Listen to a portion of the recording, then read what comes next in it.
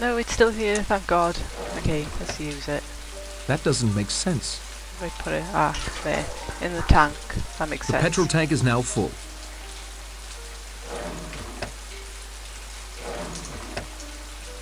Right, let's leave. You should let us go back in the house now.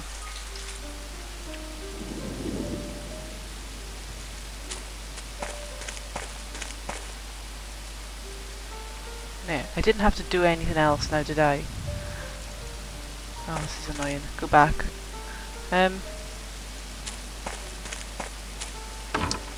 Like, I put some petrol in there. Is that thing with the stupid hand icon? Is that the button for it? Yeah, there we go.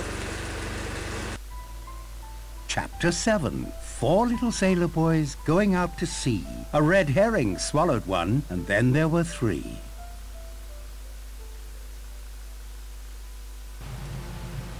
Four bodies upstairs, 2 down. Can't be very hygienic. Still with us, Narracott? Thalidomide isn't much of a poison if you ask me.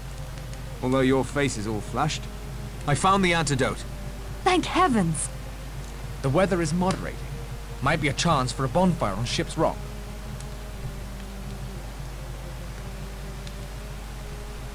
Let's have a chat first though, shall we? Can you give an account of your movements?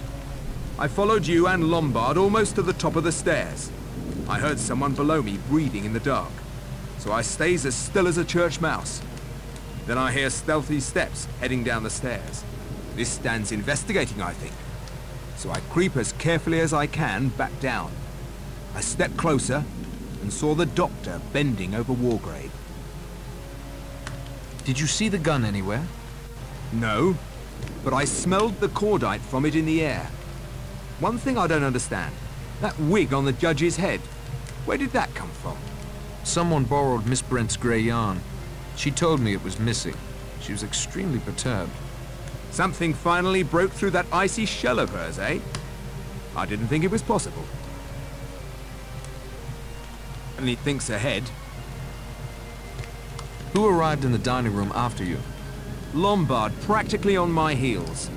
Then a few seconds later, Miss Claythorne opened the kitchen door. I found that peculiar. You said you knew something about the history of this island. It was bought by that sailing chap, Elmer Robson. But his wife got seasick, poor dear. Loved the bird watching, but not the boating. An American film star named Gabrielle Steele bought it from them after some scandal or other back in the States. She stuck it out for a couple of years, but must have missed the glamour and excitement of Hollywood because she packed it in. Next, the Admiralty was rumoured to have taken it over for some super-secret stuff I could never get a line on. Thing that puzzled me was that I found no record of anybody named Owen buying the place. I was going to get onto his solicitor, Archibald Morris, before coming, but he died last week. Died? What was the cause? Still under investigation, but it sounded like poison to me. That'll do, Mr. Bloor. Cause of death was a bullet? Yes, directly in the center of his forehead. Never had a chance. Can you give an account of your movements? When we heard Miss Claythorne scream, I naturally went with the rest to investigate. I thought the judge was right behind me. I stood there for a moment, wondering whether I should go up or down. While I was there, I heard the shot. I made my way back to the dining room. He was quite dead. Did you see the gun? No. Who arrived in the dining room after you? Mr. Bloor, I believe. Yes, then Lombard, and finally Miss Claythorne. From the kitchen. I didn't understand that. If you'll excuse me, Doctor. Let's ask Vera then. What were you doing coming in from the What happened after you went upstairs? I went to my room, opened the door. A gust of wind blew my candle out. I tried to move toward the French doors to close them when it felt like a hand on my face. Cold, clammy, smelling of the sea. I thought of Cyril, floating down through the green depths. Oh, Vera. I screamed and ran, stumbling in the dark. I found myself at the service hallway, heard running behind me and rushed in there. Then I made my way down the back stairs every time there was a flash of lightning. There was a shot while I was on the stairs. I went through the kitchen to the dining room. I was the last to arrive. The clammy hand was seaweed hanging from a line. I had a look inside after we, made the judge comfortable. Just a length of seaweed. Well, whoever strung it up, combined with the generator failing, made a neat diversion designed to separate us. Did you see the gun anywhere? No, I'm sorry. Let's ask Lombard.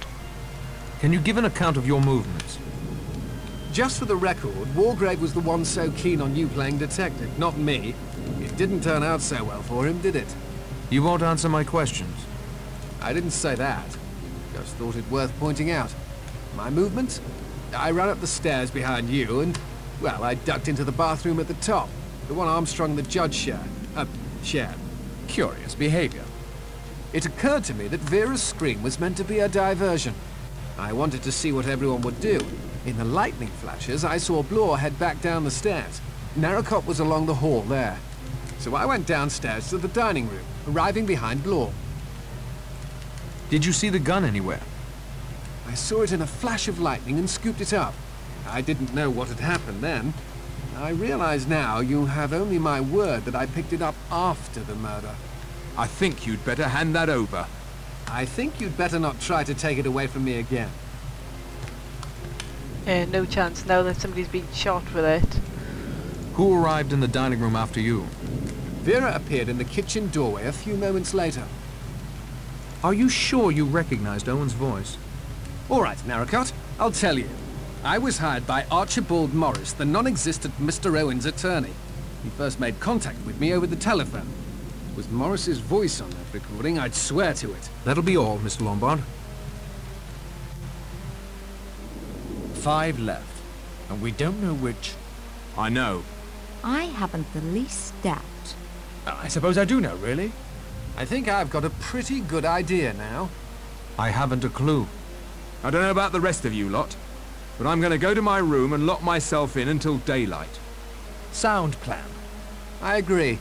But Patrick doesn't have a room. Plenty of 'em about, if he doesn't mind sharing. 5 bullets are plenty. Oh, Hugo. I'm so sorry. Self-righteous, smug old hypocrite. Letting Narracott play his detective games with a real professional on the case. He got no more than he deserved.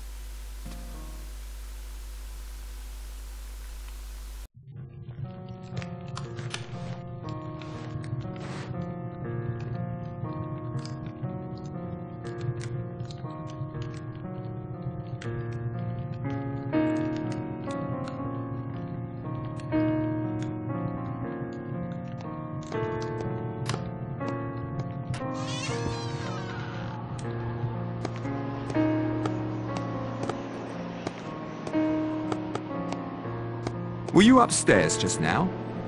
No. One of them's out of his or her room. Whoever it was went out the front door. I'll follow. Find out who's missing. That's our killer. Oh, so there was a shadowy figure. I need to check everyone's room and find out who's missing. Off we go.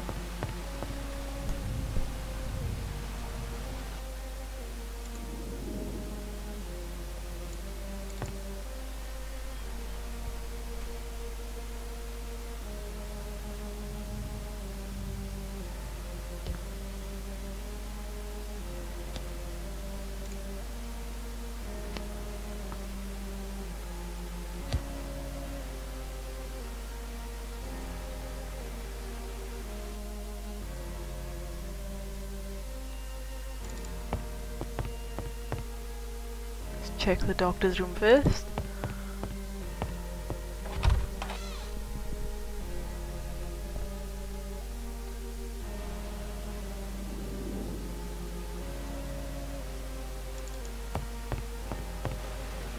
And the doctor's gone.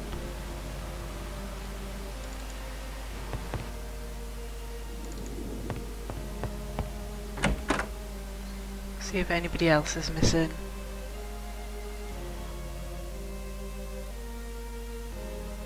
I'll check all the rooms. We'll just go round in a loop.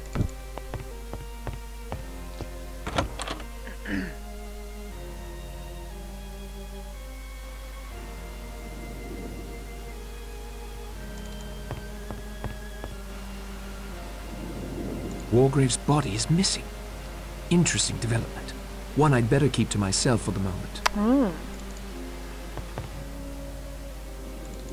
Do I have to click on the bed when I go in the doctor's room? Oh, maybe I'll just go back in there, just in case.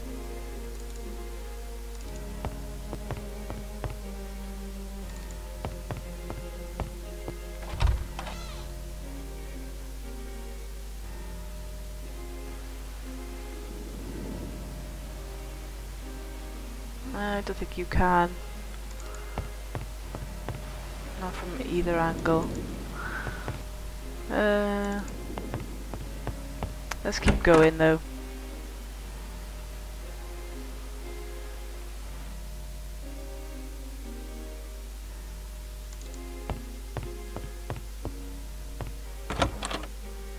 I hate this fade to black transition thing as well. It's like basically you can't click on anything until it completely finishes, like completes the transition. It's more annoying than anything.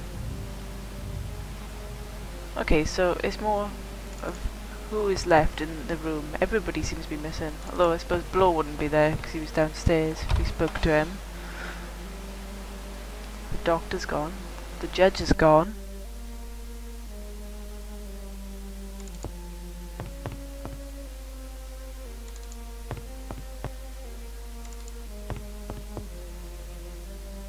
Who's there? It's Nericot. Someone has left the house. Blaw's following whoever it is. Well, it isn't me. Obviously. Who is it? What's the matter? It's Patrick. Blaw heard someone. They ran outside. I'm checking to see who's still here.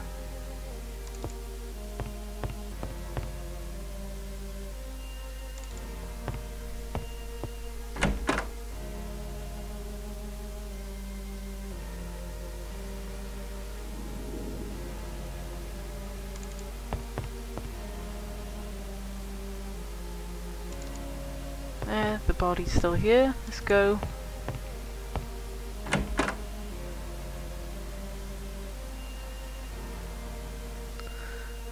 Let's see. Next door.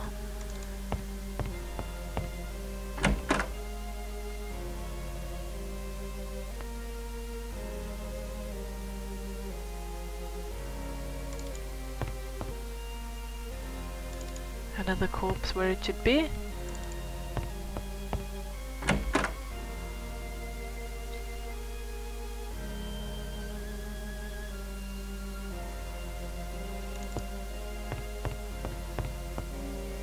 I think this is, oh there we go, the last room.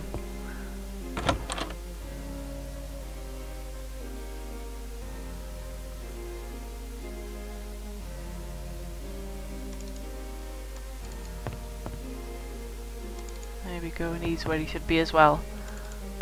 I guess I can go downstairs now.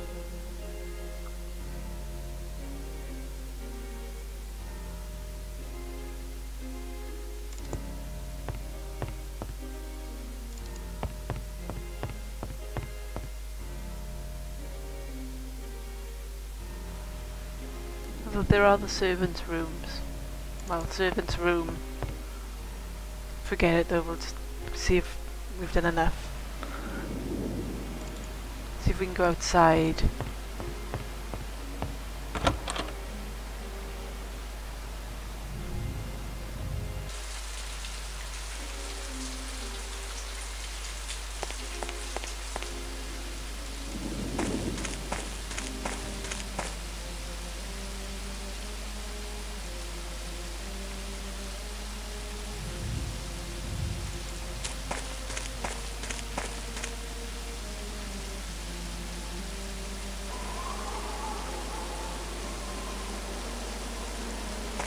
So where's Blow got to anyway?